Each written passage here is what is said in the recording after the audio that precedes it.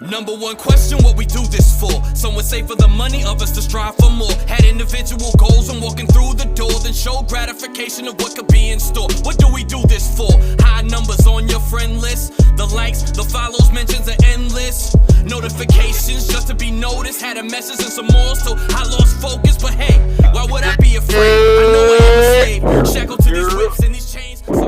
Yo, so today for Smokin Reggies, we have our first musical guest, our first artist, brother of mine's, brother of Mark. Very proud to introduce Elliot Major. He's out on all streaming platforms with his most recent project, Just Show Up. As far as future projects, we got Major Clouds coming up, which I'm excited for. I used to bump that at Walmart. You know what I'm saying? Got me through some times. With Elliot Major, J Cloud, talented engineer, producer, singer. I also want to hear about this ambitious venture with the Every Monday September, where you release a single and a video every Monday. We have no tentative dates yet, but I'm excited for that. Also, he has his home studio set up, so please come through to record. It is not free. It is not free for all the friends out there that want to get a free studio time or free merch or free anything. Nothing in this world is free. Support your brothers, y'all. Yeah, pay full price for their shit. Fuck wrong with y'all. Anyway, he got a songwriting going on, features for verses, choruses, beats, all that. Mr. Timberland, 2020 himself, my man Elliot. This nigga does it all. Of course, all day. So now, since the regular man struggle has left us, let me proceed with this first question. So, as an artist, we get down to the final mastering stages, right? We have everything completed. We got the songs, features, choruses, whatever. Right. But when you send that master in, then you're thinking, damn, I could have did this. I could have fixed this verse here. This feature could have went here. There's something that's always to be completed. It's never done. You know what I'm saying? Because artists are constantly listening to their projects and seeing how they can improve. But how do you go from, how do you toe the line between, all right, I'm done, this is it, I'm not doing anything else, to I need to make some fixes that doesn't push back your date? How do you balance that as an artist? That's a good question. I have to say, well, it happens a lot, and especially when you're against the clock, as far as if you have a set date as far as when you want to try to release something, and you're a perfectionist, I know you are, I know I am myself. It can be very, very stressful as far as is this sounding how I want it to sound? Did I get the right message that I want? A little bit or that. Sometimes you have to do what you can as far as the delivery part of it, just the best of your ability, and take whatever you put out, take from that and learn from that and put it towards the next project, whatever that is. So it's always a constant growth type thing. What I normally do, if I missed it on this song or I missed it on this project, I'm going to implement that in the next one. It's just kind of motivation and just keep going, keep moving, keep rolling with it. So I don't try my best not to dwell on it too much, because obviously when you hear something, it's going to be damn, I could have really did something a little bit better than that. But you just gotta, with anything, you just gotta brush that off, go on to the next one. Word. That's dope. That's actually good for probably up and coming artists to listen to and hear that perspective, because they probably always second guessing themselves about shit. And with this whole epidemic, I wanted to ask you, how are you handling how you normally would go about your engagements and everything is going smooth, especially with visuals and trying to get people together for that? Like, how's that been going? Well, with me, I mean, as far as like with the it definitely stopped a lot that I did have. But with that being said, it also opened my eyes to a different path as far as like what I wanted to do. Like I had a whole different plan for this year. Like I was performing in LA in March. I was supposed to be performing in Atlanta in April. All of that. Damn. And I actually had a couple projects that I wanted to work on. All of it stopped. But something that I was able to do during this time was actually build my home studio, which was something that I was supposed to start the end of this year. So for it to actually be completed right now, I mean, it opens up a lot more like what Jay was just saying as far as like how I would handle going back and trying to fix certain things. Now I can actually just do it at my leisure. Like if I feel like I don't like this verse or like this hook or whatever this sound, I can go back. Like when I would have to buy studio time, I'm racing against the clock. So I have to automatically go in there for what, 4 or 5 hours, record what I can. Then when I'm on my way back from the session, I'm listening to the song over and over, and I got to go back in another session to fix that. So now it's like everything now I can just do at my leisure. So that kind of like just this whole pandemic thing kind of opened my eyes as far as like how I want to take this, like how serious I want to take this. So like the main thing is time, like being able to just take care of everything, like as far as music, production, recording, all of that. So this definitely just helped me view my approach to this a lot differently. Word. Yeah, I just as an artist myself, I kind of admired those that were able to maneuver in this time and able to look up new ways and ingenious ways just to get their buzz out or continue building their fan base. Yeah. My my question is, how, if you were to release a project right now, how would you market it any differently than when you would market it when the world was open? Like, what would be your approach now as opposed to before? Hmm. Uh, very interesting question because that's something that I was kind of struggling with for the past month and a half. Um, I was actually going to the project at some point, but I'm kind of like the more and more I kept sitting around, to myself trying to figure out the best ways to, put myself out there as far musically. Um, I kind of want to build a fan base. Like I kind of want to get more eyes and ears on my projects, my brands, my music, like whatever it is that I'm trying to do. I want to get more eyes on it before I actually put out another body of work. So Uh, I'm moving away from putting out an EP or putting out a project. That's what every Monday sessions is going to be. Like it's going to be an actual one song a week tied in with a video and just constantly doing that and be consistent with it to try to gain more attention and more fans or whatever it is, just to be out there consistently instead of just not saying that it's a waste, but I feel like there would be a lot more attention on my project if I did it this way from the beginning. And probably when I get to the point where I feel like there's enough eyes on me, then I'll probably get back into creating a body of work and trying to put it out that way. But for right now, it'll probably just be singles. I actually learned that blueprint from Russ, actually. Because I seen what he was doing as far as like on a week. And he changed a lot.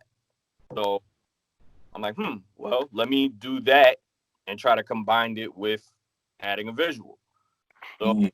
the whole thing about this is just being creative with it. Like while I was in the process of trying to build my studio, I was doing a lot of IG performances, which is, kind of far-fetched a little bit, but the first couple that I did, I was like, okay, maybe it's some type of content that I could put out. So it's, kind of showcasing what I can do, but also keeping, the content flowing, but also learning on the flies, like what I want to do when it's time to record. Yeah. Yeah, that kind of brings me into the question I wanted to ask. Like just watching a lot of the live performances that you've been doing. I've seen the one, especially the one on the Keep It 100 podcast. Shout out to them, Keep It 100. Do you like that format? Like kind of it's like you said, it's kind of like a another type of platform, another like type of venue to kind of get yourself out there. Like especially in this times where we're kind of like constrained to where we can go. For sure. It's definitely different. Like the first few that I did, I felt like I could have did better. I felt like I could did better. But as time went on, it's cool, but it's not the same as being on a stage. Having them fans, that energy. Yeah. From the crowd. It's just a different atmosphere, vibe with it. But I mean, for the moment, for like what we have right now, I mean, I can't really complain too much. Yeah. But it was cool. I mean, I definitely gained a little bit of people that like my stuff, from doing a lot of those lives. A lot of people was kind of tuning in a little bit more. So it was a dope experience. Word. That's good to hear. Cause I haven't done live performances on live myself. Yeah, because you're scared. That's all good. Not cause I'm scared. Fucking Mitch Prime, but it's necessarily like I said, like I always fed off the energy of a crowd, and I don't blame you.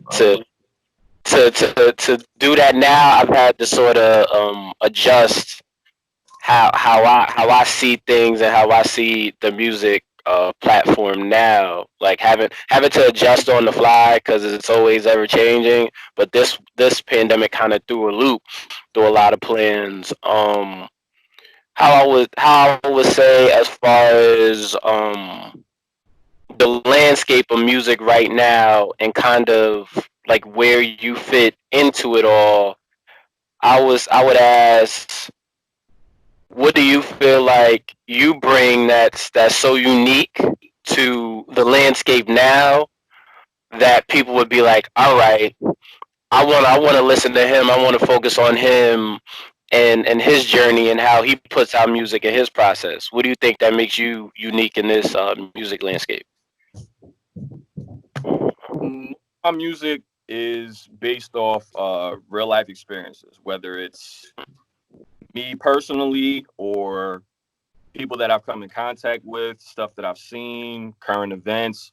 That's kind of like, I mean, I say this constantly. The one artist that got me into writing myself, Joe Budden. I mean, hands down, that's like my favorite rappers. So how he came, like how he approaches his songs and how he approaches his writing and just lyricism and all of that, that brought that side of creation and writing out of me.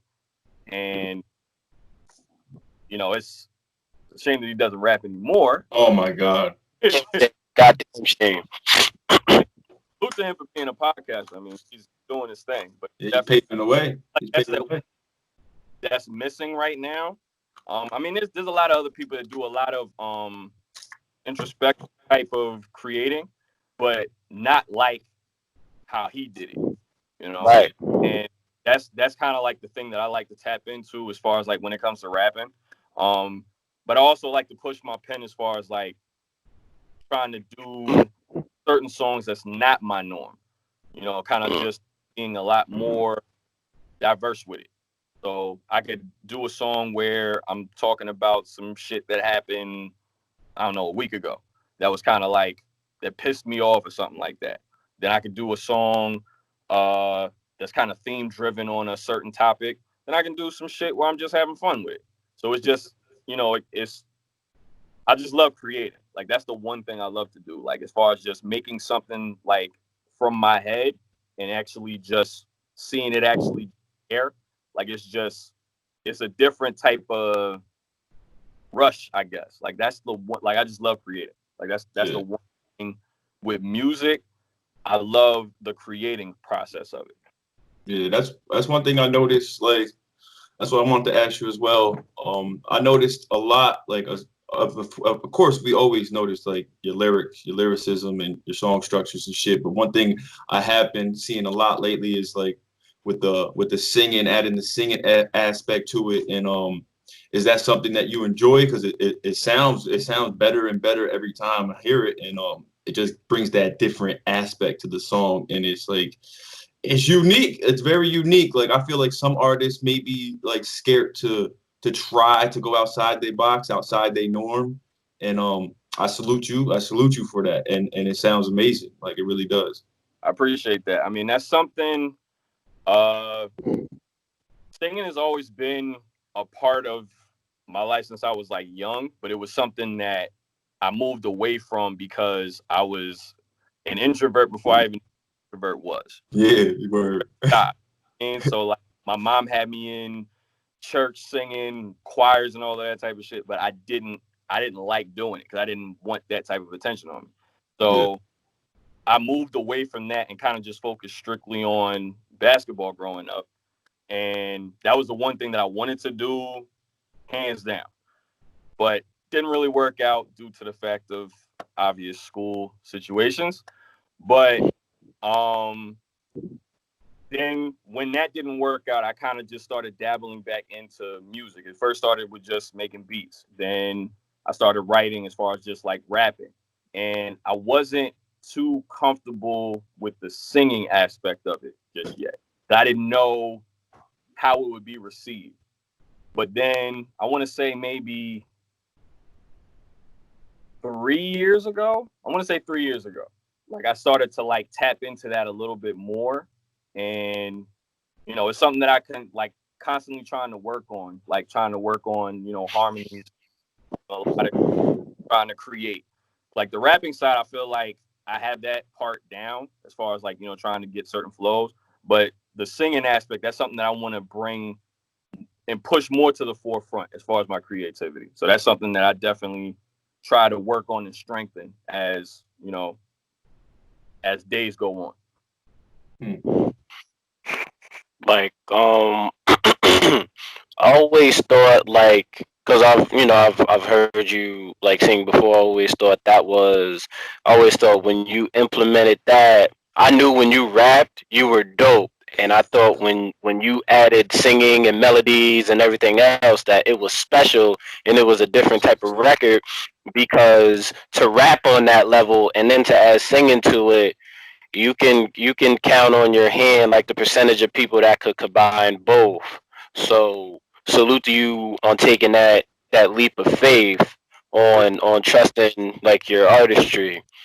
My question, that's a segue to this question, which is, when was it that, because I know we all go through a process where we sit and we ruminate on like, okay, I got the pieces in order and I want to move on this music, but not right now. When was like your turning point where you were just like, all right, I'm going all in. It's not going to be 50%. It's not going to be 75%. It's going to be 100. When was the point you was just like, all right, I've had enough. I'm going to put 150 into this, and if it doesn't work, it doesn't. But I have to try at least. Well, there was a couple different phases with that. First started, it was just for fun. I mean, well, I put it like this. When I first started making music, it was literally on accident. And the reason why I say that is because I was kind of learning as far as the recording process, because at the time, you know, UJ and my brother were probably like the dopest rapping that I knew personally. So like I kind of wanted to learn that, you know, for y'all to kind of like, you know, record and trying to get y'all voices out there. And it just so happened as I'm learning how to, you know, work all of this stuff, I was like, okay, well, let me try something. And it just started to build from there. But it wasn't something that I thought it was just gonna go like real far with it. So there was times where, like I want to say around like 2013 when I moved back to New York, I was like, okay, well, let me give this a real shot. Then a whole bunch of setbacks started happening, and I was kind of like, you know what, maybe I should move away from this. Then I would get the urge again, and then I want to say the turning point would be 2000 and I want to say 2017 or 18, maybe 2018. And I think it was actually when we went to House of Sound for the first time at my boy J Cloud. And around that time, I was still like on the fence of whether I even wanted to do this anymore, because I was ready to hang all of this shit up.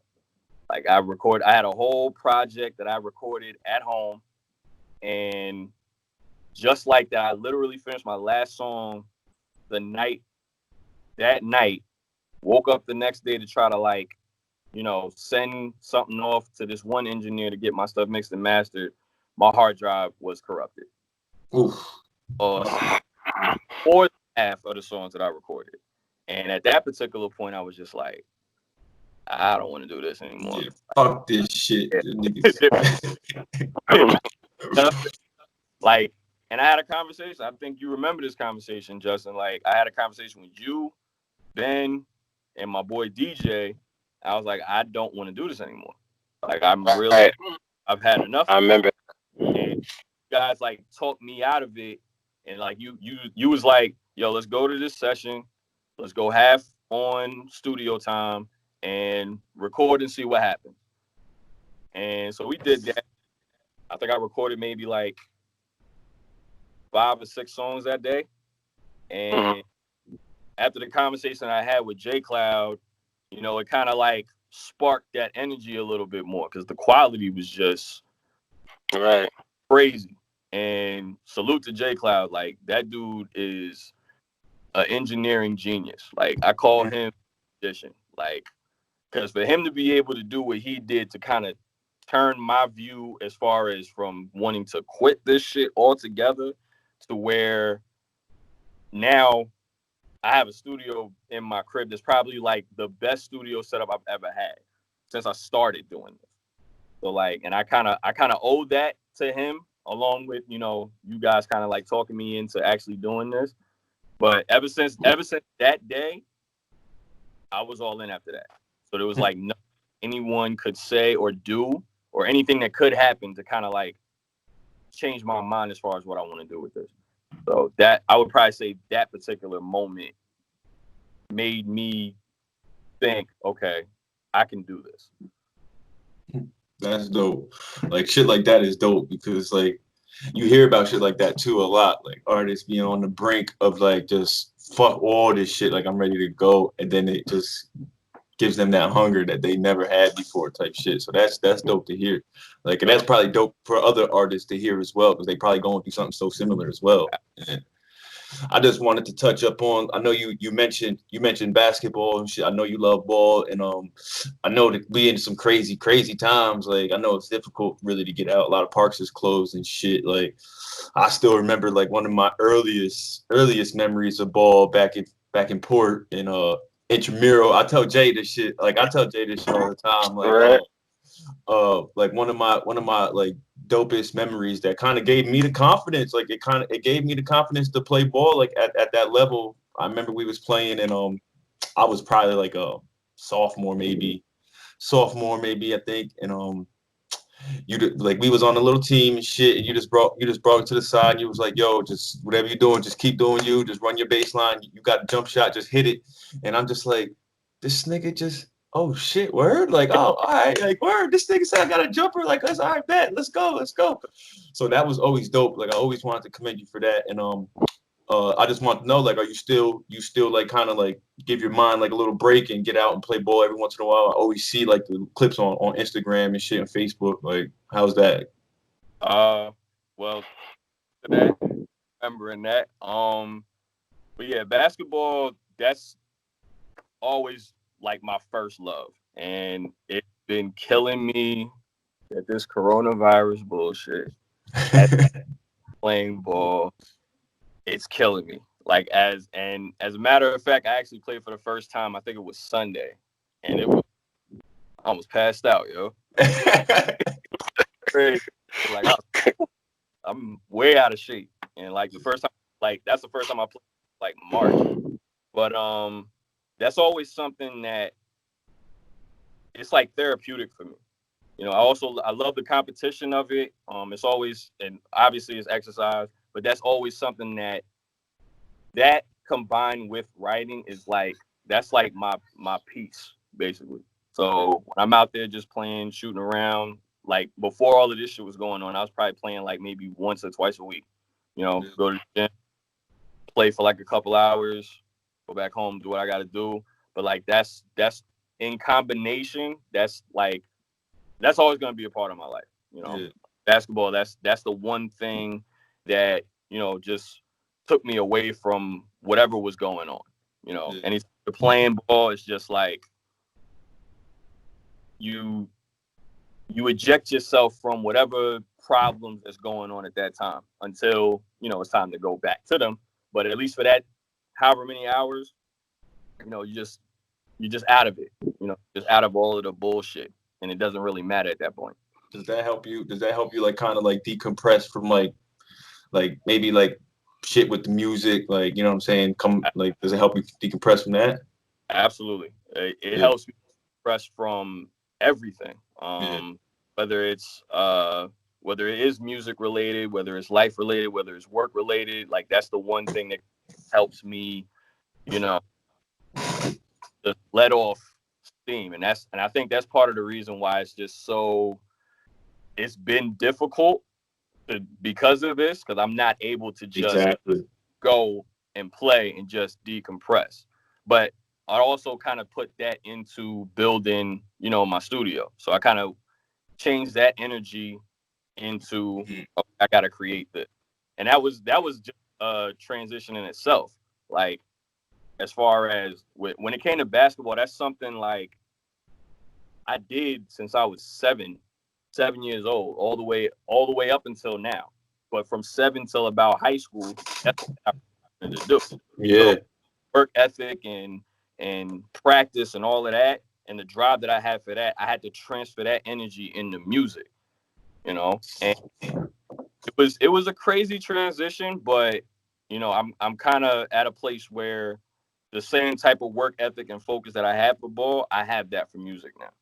So it goes hand in hand. It's like a balance. That's beautiful. That's beautiful. That's dope. That's dope. We had an interesting conversation a couple weeks ago about defining SoundCloud rappers, and there was some very poignant like conversation that we had a couple weeks ago about differentiating between the two and the effort applied and just the stigma about SoundCloud, the term SoundCloud rappers. So can you like elaborate on how you see it and what you think about the term and basically artists that aren't really investing in themselves and expecting instant success? Well, great question. I remember that conversation. Before we even get into SoundCloud rapper, you have to get to the fact just the rapper or the title. Like when someone says, yo, I rap, 9 times out of 10, the person that you're speaking to that is minus being a creator, just a person of consumption, they're thinking, oh, it's just another rapper, you know? So it's all like, okay, you say you're this, but you're probably not that. So it's automatic judgment before they even hear what you have to say. Yeah. So before it gets to, once you have that, right? Now you add in SoundCloud rapper. So, and not take anything away from people that are on SoundCloud, because there's a lot of people that got it popping right from SoundCloud. Like, and they're out there, you know, touring and doing all that type of shit. Well, probably not right now, but when everything was open. So I feel like, and this is just my observation on it, a SoundCloud rapper, to me, is a person who is not willing to invest in their craft. And what I mean by that is, you have a SoundCloud account and it's the free one, just because it's free, you know. On top of that, you have to listen to the song itself. That's something that I had to learn myself. Like, it's not just about how well you can rap. When it comes to recording, the quality of it, how it's packaged, how it sonically sounds, that counts, that matters. Same thing with videos. You can't shoot a music video just strictly from a Razr phone. People are going to not take you serious. Look at this and like, ugh. Like, I'm not paying attention to this. Like, I'm not gonna invest in listening to what you have to say if you're not willing to invest in yourself product. Yeah. Right. Let's say you going into, not saying that I would, but let's say you going into the Gucci store, right? And they give you a shoe, one shoe, not in the box, missing laces, missing the sole out of the fucking the shit in there, the sole part. You gonna want that just because it's the name, or or how it's presented. And when you go into these type of stores, they give you first class, all of that type of shit. I think some of these stores, you go in there, you buy the shit, you can take it back to get it cleaned and dry cleaned and all that type of shit. You get a lot for what you pay. So it's all a presentation of it. It's the same thing when it comes to music. It's same thing when it comes to branding yourself. Like, and I had to learn that, because I was, now mind you, I didn't have the free SoundCloud, but I was recording myself. And when I was recording myself, I didn't really know what I was doing. It was just trial and error. So the quality of it wasn't really up to par.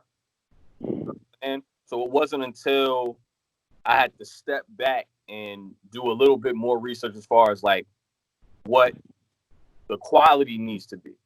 And then that's when I linked up with my man J Cloud, and I started to see the potential of what I can do with this.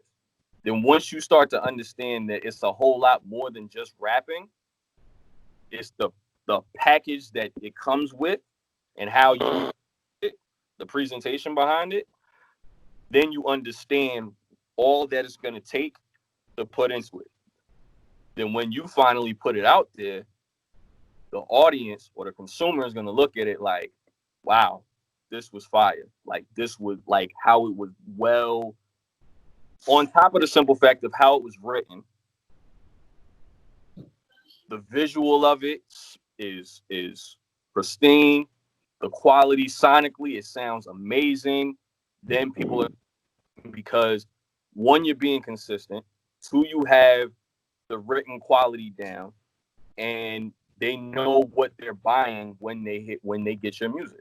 Because when they listening to it, it's like, oh, yo, that shit sound hard. Like, that beat sounds fire. Like, how he did this, or how this ad lib was here. Like, it all comes into play, you know. And a lot of the people that are just based off of just your skill, it gets you far, but you have to package it well.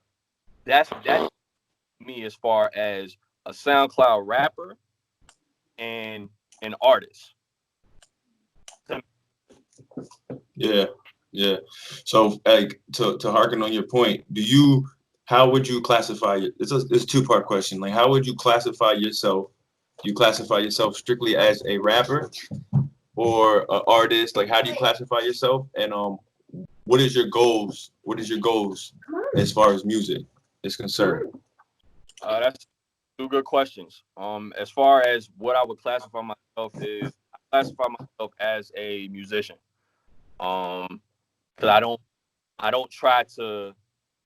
Number one, I don't want to be put in a box. Like I can't just be put as I just put as I sing, or I can't just be put as I'm just a songwriter or I produce. Like I put in the effort in all aspects.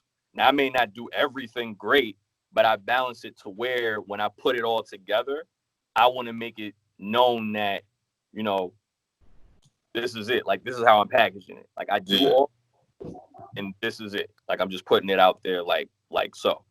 Now, as far as like what I want to do, I mean, I definitely, like I was saying earlier, I want to build a foundation as far as getting a lot more people eyes and ears on my music, because there's a lot of music that I have put out there and working on at the moment that, you know, has a message to it that can be relatable to a lot of other people. Shit that I go through, somebody else could be going through that. Like that's the one thing about music and musicians and artists.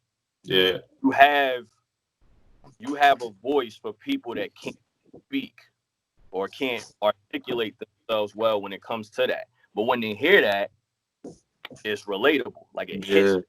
You know what I mean? That shit always hits different. Yeah, and it can actually get them through whatever it is that they're getting through. You know, like this one, like the last project that I did, Just Show Up. Like that was literally off a lot of trials and tribulations from the beginning of the year all the way till about the middle of it. Like I had issues with my job, paying wise. I got my car got repoed. All of that. I was still writing, creating, all the way up until I was able to get to the studio to record. And a lot of those songs, some were original, some people, you know, and some people told me about that. So like that's our job. Like our job is to put music out there to try to touch people. And that's something, I mean, obviously we definitely want to get paid to make a living off of this. I'm not gonna say that. But that's the main objective, to reach as many people as I can. Do you have a favorite track off of that, or like a track in particular that you really, for anybody listening, that you really would want them to that basically encapsulates you off of that Just Show Up EP? I would have to say I have to cheat on this one. I got two of them. So I'd have to say the title track, Just Show Up, which is the last song. And then I would have to say True Story, which is the first song off the whole album.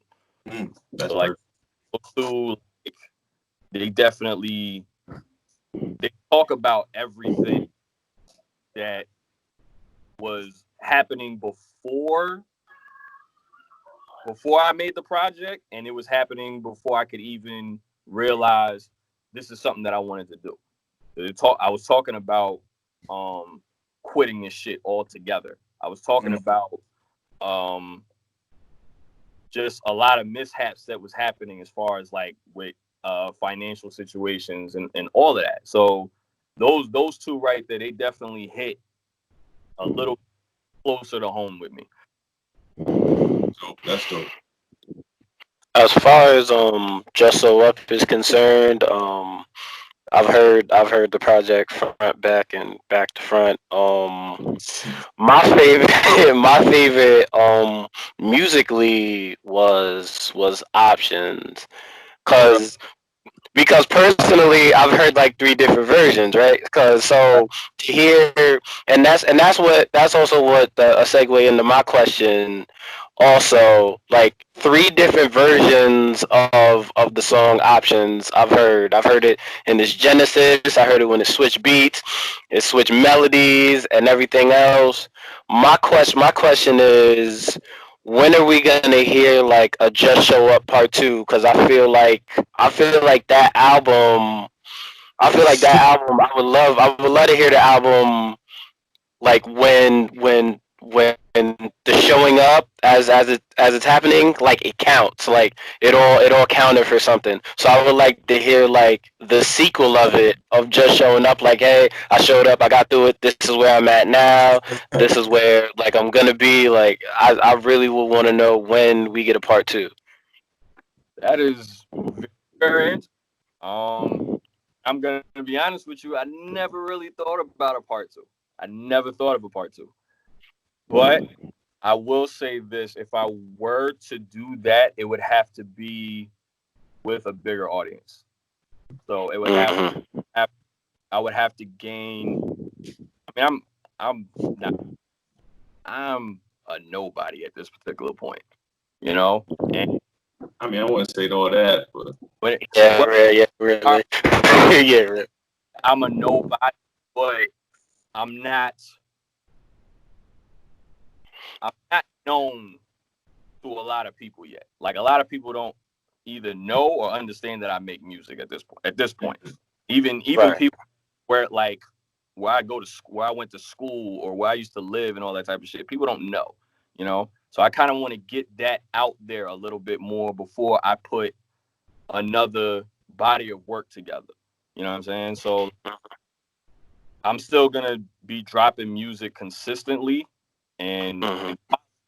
obviously, but consistently to where it's just drawing in more attention. So when time comes, and I would probably I would revisit, a part two to just show up because that actually, you're right. It does make sense. I mean, like what happens after you show up? Like what happened? And I feel like that would actually be the best time to do it because what I'm planning to do, that's going to be a journey because it's not going to be just a month that I'm doing it. It's not going to be like 2 months. It's probably not even going to be a year that I'm just going to be doing it. I'm going to be doing this with the mindset of being consistent with it. So with that, there's a journey and then there's a story to tell. So that would be the perfect time to do it. So no date yet, but that would be the time, in the midst of me building what I'm trying to build. At the end of that, and I'm not gonna say at the end of that, when there's more eyes paying attention to what Elliot Major brings to the table, then that'll be the time to drop that. interesting. Now Yeah. I know you spoke about it, and Justin spoke about it, the glory track and the visuals. Do you two have anything else that's in the works together? Because I love that glory shit, man. It's like when I heard this shit, it was just like, oh my, like this shit hit. Like this shit hit. Like, Yeah, Glory's definitely one of my favorites. Like, I mean, I remember actually when I brought the track to him, and I feel like you could like kill shit on here, and we definitely talked about doing a lot more songs. I have one that's kind of actually we have a couple. Yeah, we do have a couple. We have like a couple, 4 or 5 in the take that haven't been. Yeah, I think on his SoundCloud. I think I have another song. I probably need to record the hook and verse too. But I mean, yeah, that's like at the end of the day, Justice fam. So and we're EMS at the end of the day. So I mean, we're definitely gonna be recording a lot more. Because it's a different type of dynamic when it comes to us creating. Like I feel like he is one of the top lyricists that I know personally, and I have no problem saying that. Like what he does with words is just amazing. And I remember when him and my brother used to be in like the room, just like going back and forth writing, and they worked on this one project that never saw the light of day. Oh God. Off that it never saw the light of day. Justin, you know what I'm saying? Him working on something that hasn't been released? No, that's not him. No. What him and my brother Ben, like, what they were able to create, it was just like, that made me want to step my game up when it came to writing. Like, like, to be like, when you hear what they do or what you do, if you don't get the motivation to be like, yo, I need to step this shit up, you're not doing this shit right. You're just not. We need to put some pressure. We need to put some pressure on them, man. The people need to hear this. Oh man, listen, I've been wanting, and salute to my brother Ben. Shout out to Ben. Shout out to Ben. That he would just stop the bullshit and get back into it. Hopefully one day, but he kind of moved away from it, for now. But Justin's he's still carrying the torch, and the growth that he's had from the moment I knew that he could rap till now, growth is just amazing. And I'm just like, it's an honor to just watch it, and thank you for motivating me. I mean, in more ways than one when it comes to this music shit. So appreciate it. Sometimes, like, when I think back to the early days, like when we would be rapping and everything else, like writing punchlines and everything else. When I first heard Dumb Out, I was like, he rap? He rap? Like, when you went off on Dumb Out, I was like, oh, he rap, okay. And I just want, because those are your early stages, I want you to speak on your early experiences in the Allentown studio and how that made you the artist you are today. Because those are where a lot of the growing pains started. Hey man, salute to Allentown, man. That's all I'm gonna say on that. Well, that's not all I'm gonna say on that. Yeah, in the beginning, it was really, like I said before, like, me stumbling into music was like an accident because I seen the potential in you and Ben. So it was something I was like, you know what, let me try to figure this out and at least these, record and get they shit out. Because like I said, y'all were the two most talented lyrics that I know. And I was a fan of both of y'all. No, scratch that. I am a fan of both of y'all. So like, I wanted to push y'all to get that shit out there. And it literally just happened that, all right, well, I have to test all of this equipment out as far as like with me first before I get them to do shit. So then, it started writing. Like, I think I wrote maybe 2 songs at the time. And matter of fact, it was the summer that you was actually out at my house and we had that black. Right. Yeah. I remember that shit because I was actually watching the freaking game 2 of the Houston Rockets versus Utah during the playoffs in the first round. I remember that shit. So then when you lost power, I was writing and I think I had like 2 songs written. And I think I bought a $100 mic at Best Buy. It was like a M Audio. It was a shit, but I didn't know at the time. But so I bought that, set it, and I waited for somebody at the house. Nobody was home. And I started. Yeah, you don't nobody to hear it, right? Nobody was home, so then I started recording this shit. And personally, I didn't like how. I'll be honest. I didn't like how I sounded. I felt like I was trash. I just I didn't like it at all. And I was anybody this shit. And at the time, I was making beats for my man's. Shout out to Chris Logan.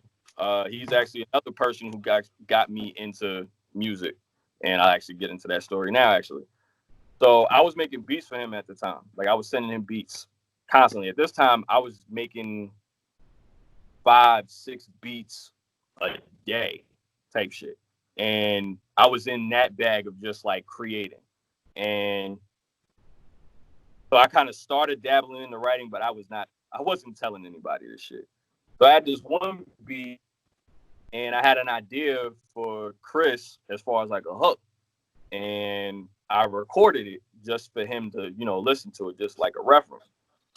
So the next time I went to his house, I showed him the joint, and he was like, yo, this shit sound kind of fire. Yo, you should start rapping. I thought he was bullshitting, because I'm like, yeah, okay, right. He's like, no. He's like, no. So I was like, all right, well, I kind of do have something. He was like, what? So yeah, I'll let you hear it, but yeah, nigga, I've been rapping. Good luck. I'll let you hear it, and you can let me know what you think. He's like, oh yeah, it's like, but I don't want nobody knowing this shit. Like, oh nah, I'm not gonna say nothing. Some real introvert shit. So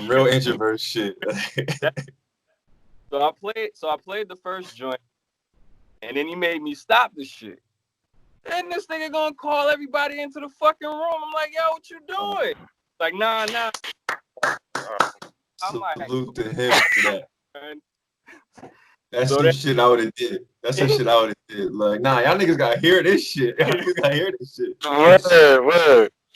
It was crazy, but honestly, that moment kind of like gave me the confidence to actually try it more, not to take it, but to try it more. So at that point, I was like, all right, well, after I got that confirmation, because this is a person that I've also watched along with Justin and Ben, like rapping and doing their thing back when I was in high school. I watched them. I was in awe of what they were able to do with it. So for him to sit there and say that to me, I'm like, all right, well, let's try it. And I just kept recording after that, along with making beats, just trying things. And I actually recorded like a couple songs with my brother. And, I just started to get into that rhythm of just like, okay, well, let's try this. Let's try this. And around the time I think Chris was actually putting out his project, I think it was Unleashed. And I already had maybe 6 beats that I put on that album, and I did the hook for that one song that I showed him, and then I did another verse for this other song that I did the beat for, and he had a release party in I think it was in Madam Morris. Madam Morris. The Best Western Maddie. at the Best Western, and that was my first time performing anything. And I was scared as shit. I ain't gonna hold you. Because it's not even just like random ass people. These are people that I went to school with. Yeah. And we're like, this is, they know me as I'm the quiet nigga that stayed to himself, but I play basketball for me. The fuck is he doing on the stage? So, after I performed that day, I was like, oh shit, like this could actually be something. And then like, it gave me like this certain type of energy. I'm like, you know what? All right, let me really go in with this. But I just started like creating like constantly. And Allentown, listen, my routine at that time, I would play ball in the morning, come home, take a nap, wake up, work on music from whatever time I woke up till maybe like 4 something in the morning. And that was the routine. If I had a job, that was in there as well. I was going to school at the time also for music sound production. That's literally was my whole routine.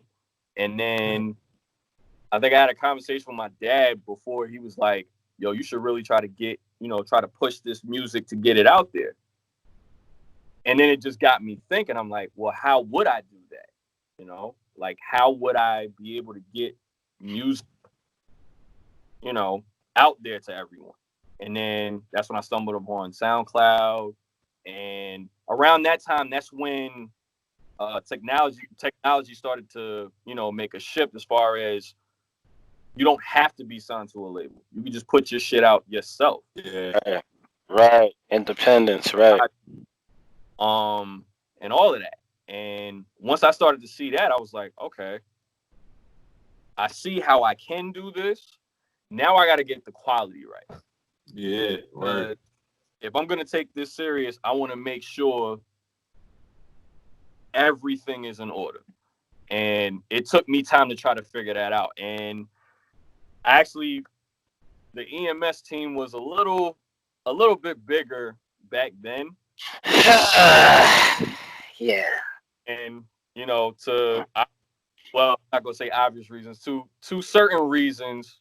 And, that was also something that I had to learn myself, as far as if you're putting in the investment and it's just you got to watch who's around you. And like, when it comes to committing to whatever craft it is, like whether it's music, whether it's a podcast, whatever it is, you have to have the right people around you that see the vision and is willing to invest in that vision also. If not, then you have to be prepared to do it yourself. And there's nothing wrong with that, but you have to excommunicate yourself from the people that are going to take away from that. Yeah. That's something,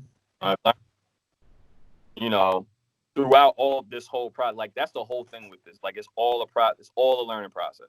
And I had to go through a whole bunch of stages to get to where I am right now. And I'm not even done. Like, there's still a lot more that I can learn. There's still a lot more that I can, add to the growing process. But, that's the main thing. Like, you got to watch who's around you. Like, this, when it comes to creating or entrepreneurship or whatever it is, like, that's your baby. Like, that's your child. You ain't just going to have kids, like, if they're not for it, Yeah. So you have to treat that the same exact way, and but Allentown definitely groomed me. Like, I learned a lot about, creating and writing and just aspect of it, to where now I'm just learning the business side of it. Like, I'm still adding as far as creating, but I'm not just learning how to create, but Allentown definitely grew me the artist that I am right now. Yeah, I feel that. I love when people ask these questions, because I feel like the answers are so, like, on a broad spectrum. But for you personally, I'm gonna save the second question for after Justin. But your top 5 musical artists. It could be any genre. It don't have to be just rappers or, hip hop artists. Top 5 musical artists. Okay. And I can mix the genres, right? Yep, whatever you want. Like, it don't have to be just rap and hip hop. Okay. Well, first and foremost, Joe Budden is in there. I'm gonna say Black is in there. I'm gonna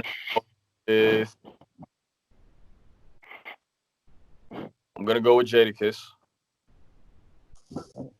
Jada. I'm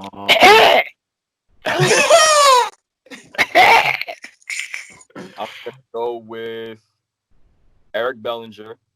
Ooh. What's that? 3? I think that's 4. That's 4. Yeah. Okay. You got Joey, you got Black, you got Jada and Bellinger. Okay. One more. I'm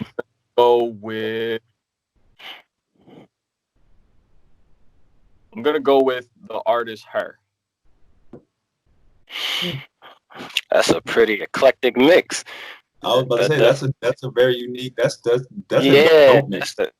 Yeah, my list have a whole bunch of testosterone and fucking smell like probably garlic bread. I got one female in it. Yeah, kind of need to step that up.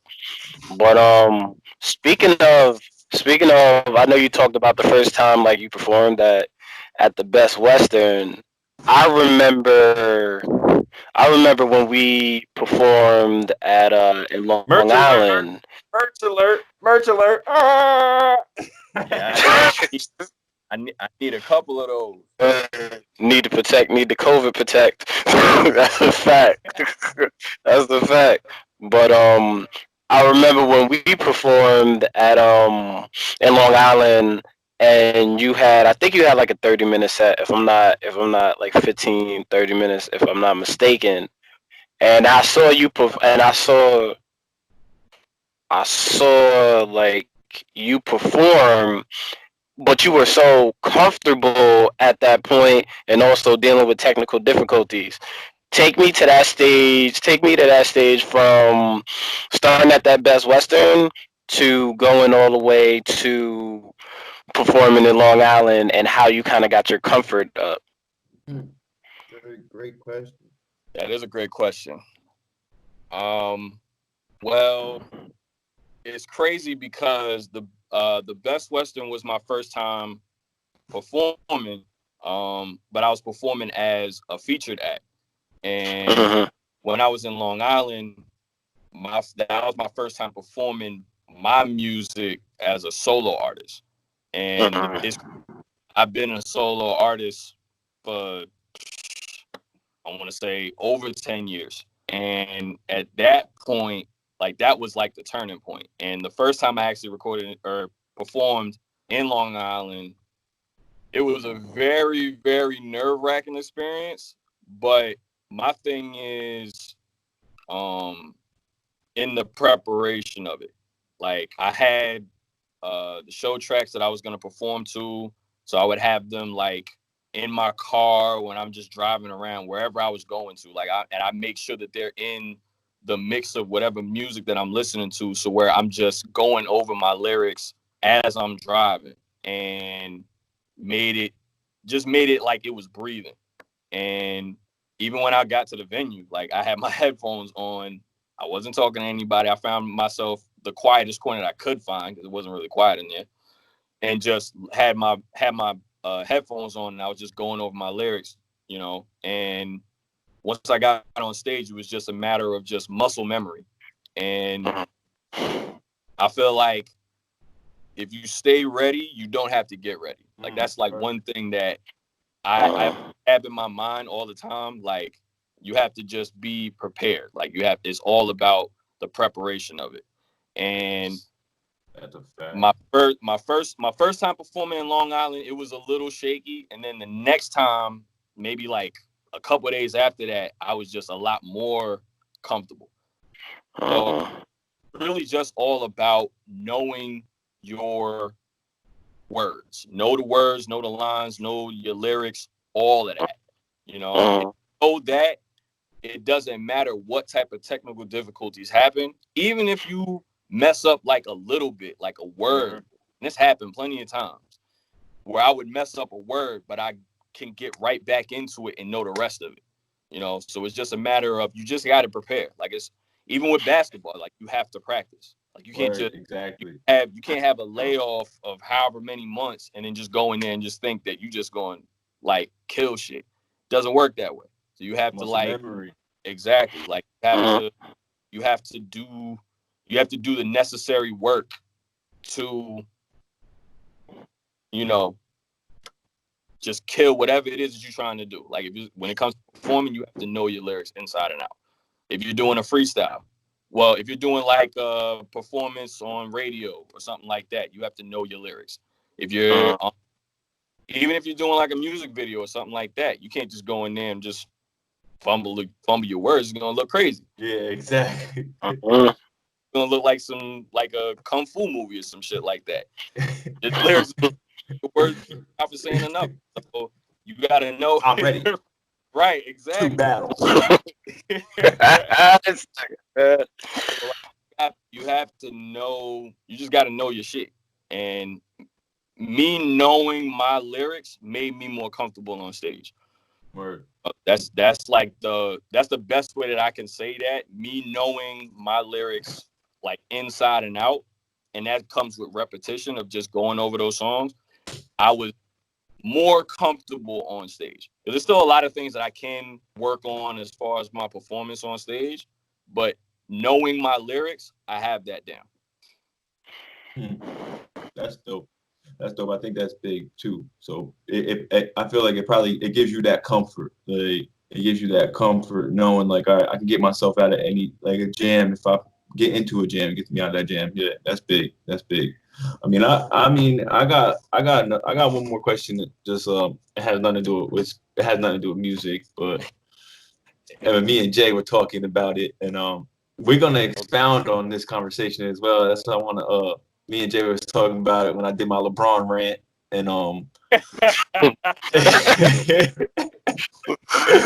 I did my LeBron rant.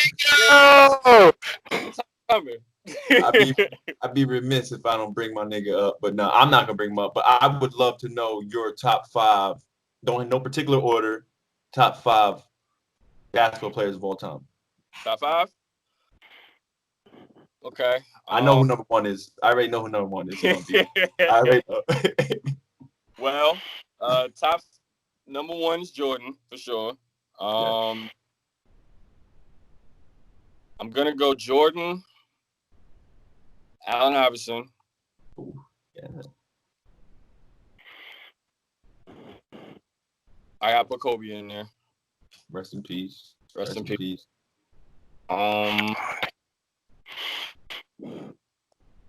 Derrick Rose.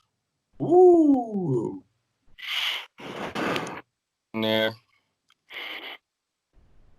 And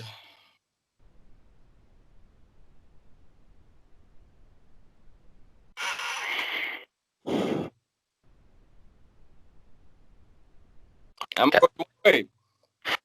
I kind of knew that was coming.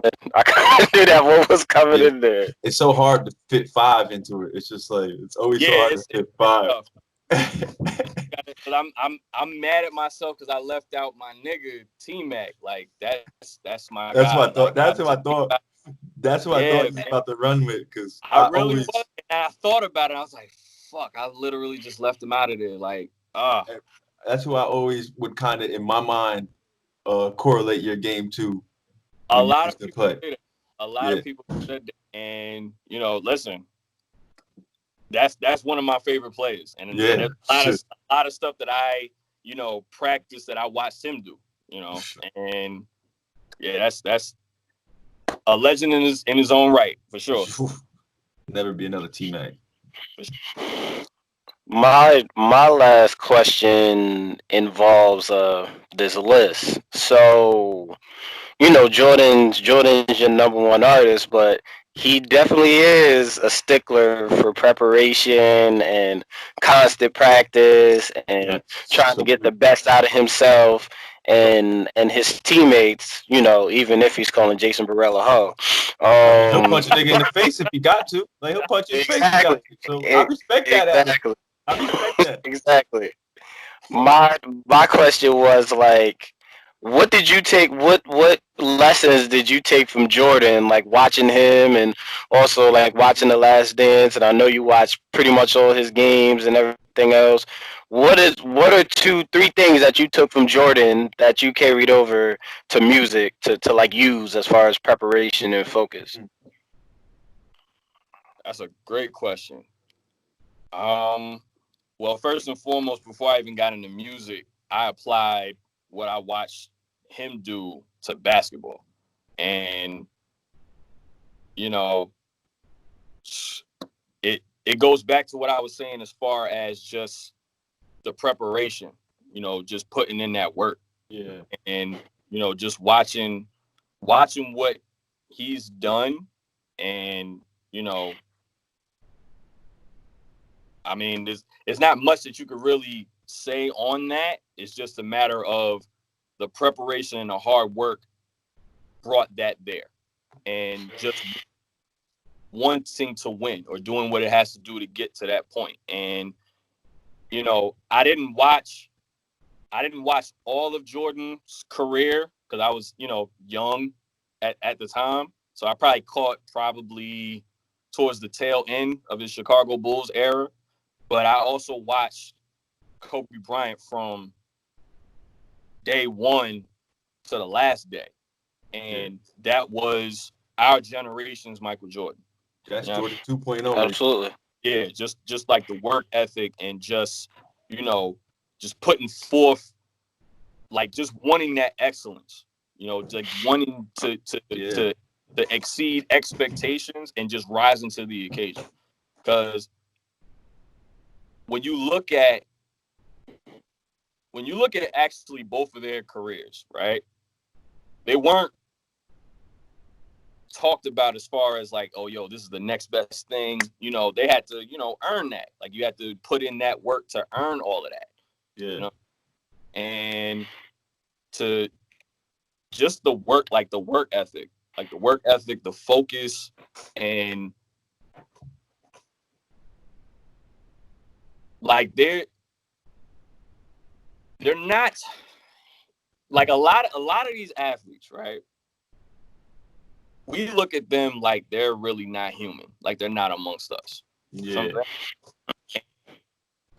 Even a lot of people that are artists and shit like that, like you look at them like they're not regular, like they're not regular. Normal nigga. Like, and that's because they sacrificed normalcy for greatness.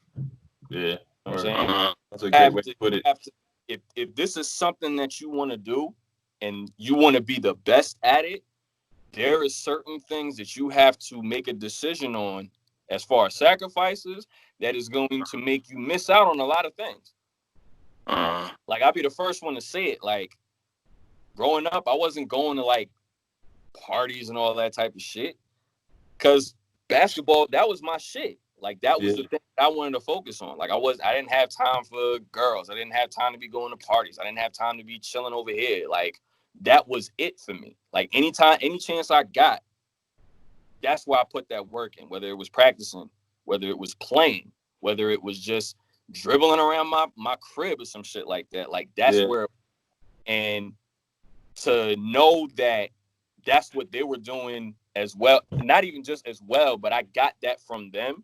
Like that separates greatness from normalcy, and those are the things that I take from Jordan